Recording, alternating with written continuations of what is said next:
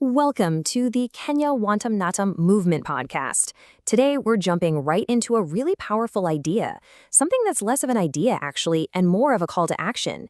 It's all about a fundamental shift in how we think about making progress in Kenya. We're talking about moving away from the endless cycle of blame and stepping into the powerful role of being a builder. So let's get right into it. Just take a moment and let this quote sink in. Blaming each other has never built a school. It is such a simple but absolutely undeniable truth, isn't it?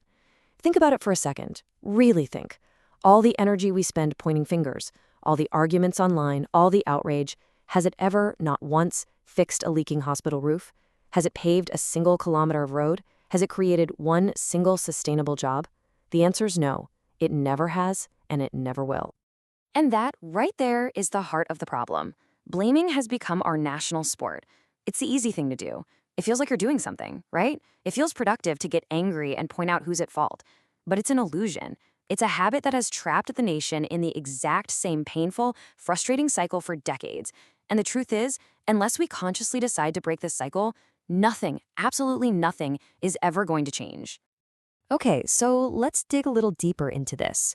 Let's talk about why this road of blame is truly, and I mean truly, a dead end. It's more than just unproductive. It's a massive distraction from the real journey we all need to be on, which is the journey of building our country brick by brick. Now, this next point might be a tough pill to swallow for some, but it is absolutely essential to understand. Nobody is coming to save us. There's no superhero, no wealthy savior, no international cavalry coming over the hill to fix everything.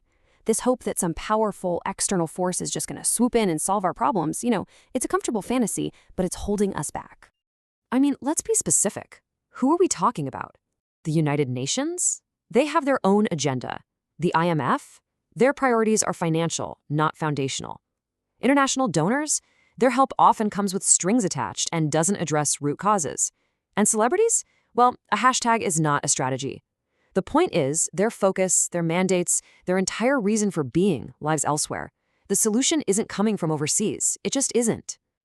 And this is where the script flips. This is where the power shifts right back to where it belongs, with us. The only people who can truly save Kenya are Kenyans. It's you. It's the person you buy groceries from. It's your neighbors, your friends, the people you see every single day.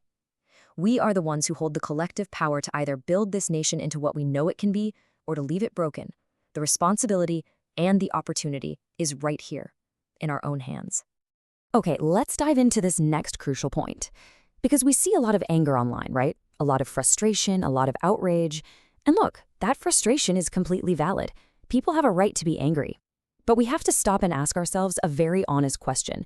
What is all that outrage actually achieving? Because here's the reality. Endlessly scrolling through angry WhatsApp forwards is not the same as organizing a community cleanup.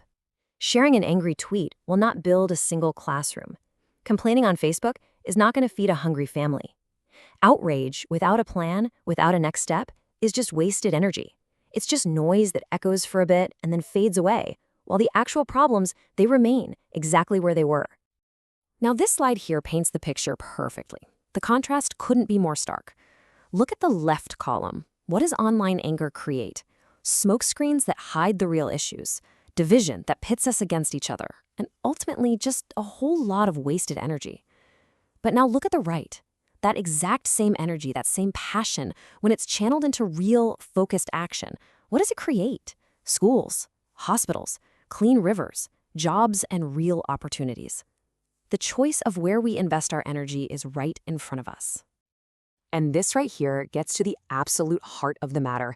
You have to ask, who really benefits when we're all busy fighting each other? It's simple. Corruption wins. Every single time. While we're arguing about politics and tribe on social media, we are creating the perfect distraction. That division, that manufactured outrage, it makes corrupt people very, very rich. We think we're defending our communities, but what we're actually doing is providing a perfect smokescreen for the real thieves. So, if shouting online isn't the answer, then what is? Where do we go from here? Well, this next section explores a real, tangible solution.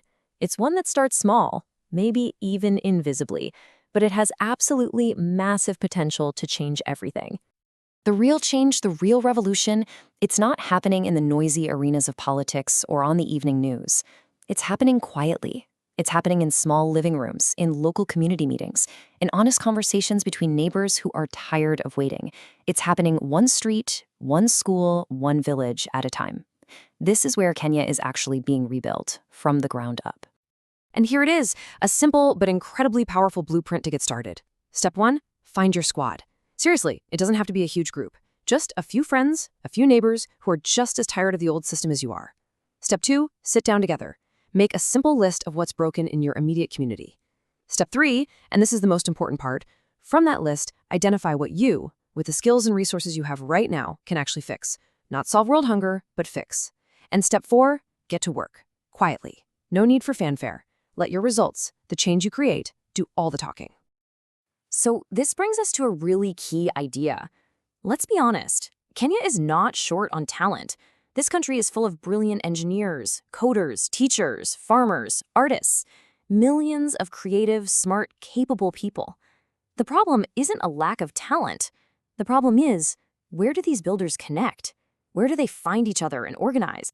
This is exactly where Wantamnotam comes in. It was designed from the ground up to be that connection point. Think of it not as another social media platform, but as a builder's clubhouse, a serious, dedicated digital space for action, for collaboration, for getting things done. And it's just as important to understand what it's not. This isn't another noisy, distracting Facebook group.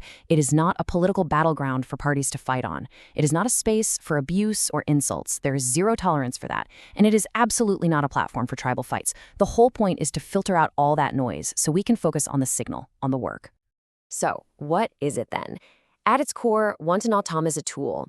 It's a platform specifically designed for smart, action-oriented people to find each other, to form those local squads we just talked about, and to start planning and executing real projects that move their communities and, by extension, all of Kenya forward.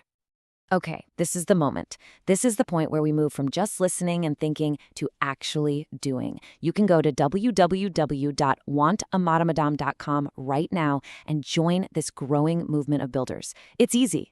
When you get there, you create your account and you'll see that all 47 counties are listed. Find your county, click on it, and just start. Start posting, start sharing your ideas. You never know who you might connect with. All right, we're heading into our final section, and the message here is as simple and as direct as it gets. The time for waiting is over. The era of complaining is done. The era of building is here, right now. Let this one sink in, because it dismantles every excuse we tell ourselves. If you're waiting for the perfect conditions, for more money, more followers, more time, you are going to wait forever. You don't need millions of shillings to start. You don't need a massive platform. If you are hearing my voice right now, if you have an internet connection, if you have Wi-Fi, you have everything you need to begin. Post an idea. Connect with one other person. Start building your team. You can start today. We have to get serious. Kenya is not a meme factory. Our country's problems are not just entertainment for social media. You know, memes are funny until your cousin is stuck in a hospital that has no medicine. They're funny until a neighbor's child is suffering because of a broken system. This is not a game. This is your life. It's your family's future. The country will only change when we stop laughing at the problems and start fixing them. So here it is again, your next move broken down into 4 simple, actionable steps. 1. Visit the website www.wantamnotam.com. 2. Create your account. It only takes a minute. 3. Find and identify your county from the list. And 4. Just start. Start posting, start sharing your ideas, start connecting, start building. It's that simple. You know, this work, it is already started. Quietly, without any fanfare, in small groups all across the country, builders are building. Change is happening. So the only question that's left is the one you see on the screen right now. Are you in? Thank you for listening to the Kenya Wantamnotam Movement podcast.